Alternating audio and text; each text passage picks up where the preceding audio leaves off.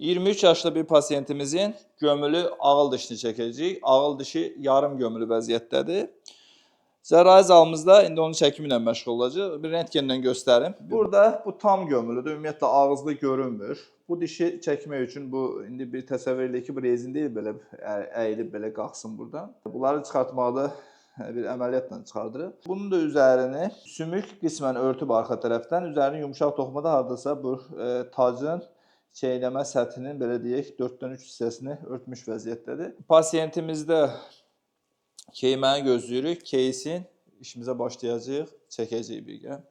Dişə baxaq. Bu ağıl dişini indi çəkəcəyik. Yarım gömülü ağıl dişidir bu. Yəni biraz açaq üstünü başını. Belə bir vəziyyətdədir. Bax.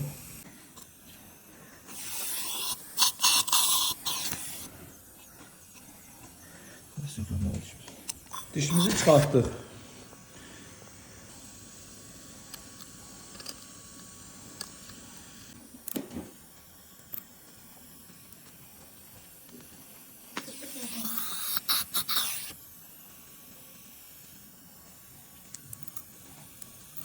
Və buranı da tikdik, çıxdıq. Bir soruşaq.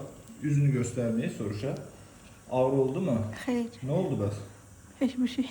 Heç bir şey olmadı. Xeyr. Və əməliyyatımız bitdi. Bu da bizim çəkdiyimiz diş. Əməliyyatımız 2-3 dəqiqə vaxtımız aldı, belə deyək.